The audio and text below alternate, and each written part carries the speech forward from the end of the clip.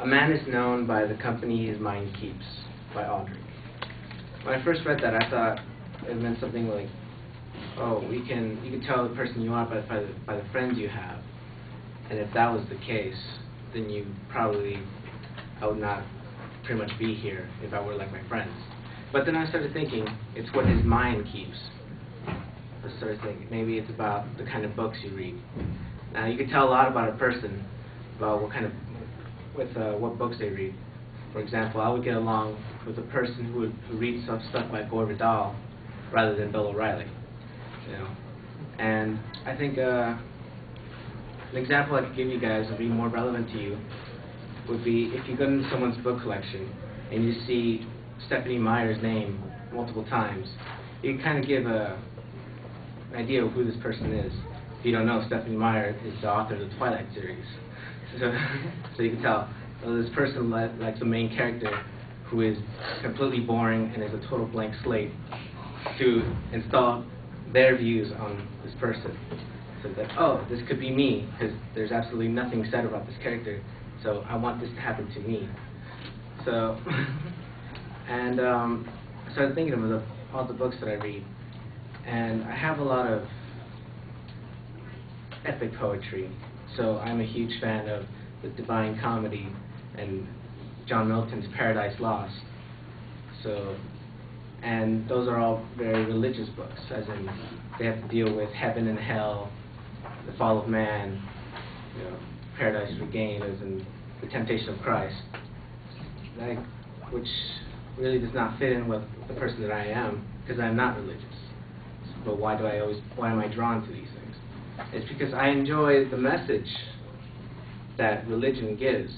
I just do not enjoy the execution of said message. I do not enjoy what 2,000 years of organized religion has done to the human race. Another thing is like, well, totally lost it. I also have a lot of just books on horror, like Victorian horror, age stuff. So there are a lot of that's really social commentary.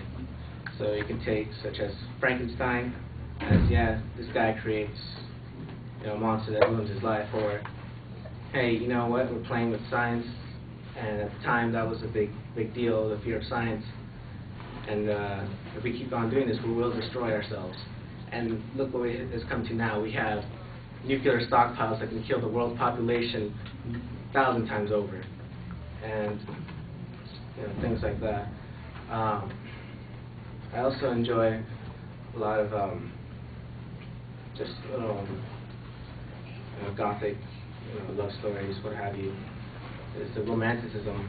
It's really interesting, and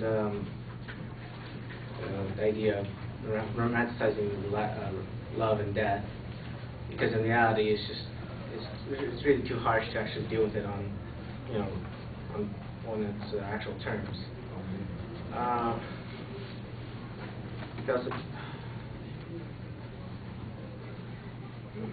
Yeah, I guess I'm done. I got it. Dude, I had it all in my head and I'm like,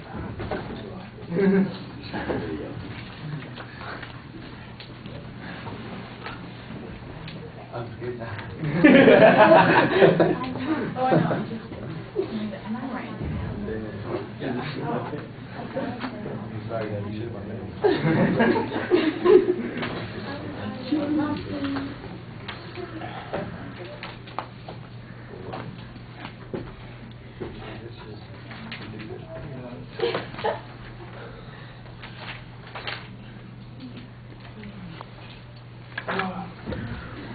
All right.